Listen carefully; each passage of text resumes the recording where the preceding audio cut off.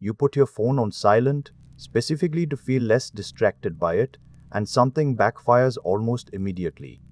Instead of relaxing, you find yourself checking it more often than you did when it was making noise, glancing at the screen every few minutes, pulling it out of your pocket just to confirm nothing has actually happened.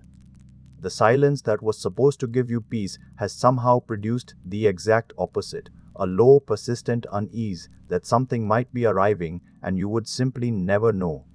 Carl Jung had a genuinely relatable explanation for why removing the notification sound can paradoxically make the phone feel considerably more demanding of your attention, not less.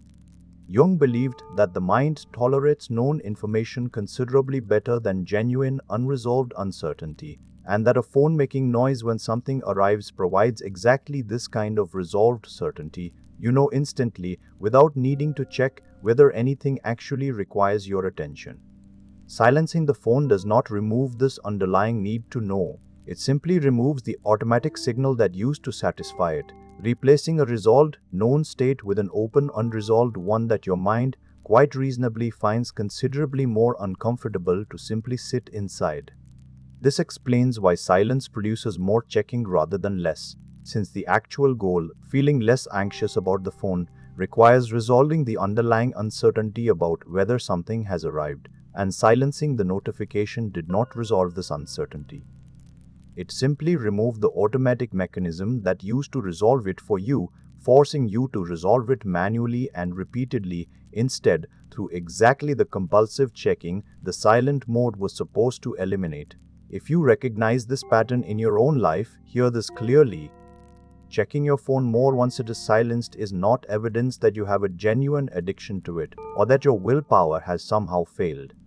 It is a completely predictable response to replacing a resolved, known state with an open, unresolved one, and nearly everyone who has ever tried silencing their phone to feel calmer has experienced some version of this exact same backfire. Here is what actually helps, and it works with this mechanism rather than against it. Rather than relying on silence alone, it helps to build in specific, scheduled check-in points. Deciding in advance that you will look at the phone at set intervals, giving your mind a genuine resolved answer at predictable moments rather than leaving the uncertainty completely open and unaddressed the entire time in between.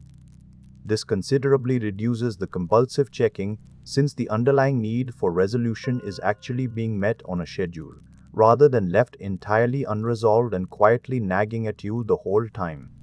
Think honestly about your own experience of silencing your phone and consider whether it has actually produced the calm you were hoping for or whether it has quietly increased how often you find yourself checking it instead.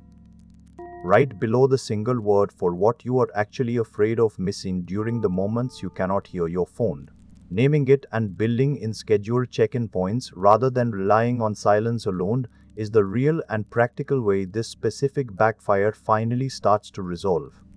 Because checking your phone more once it is silenced was never, according to Carl Jung's understanding, evidence of a personal failure of willpower.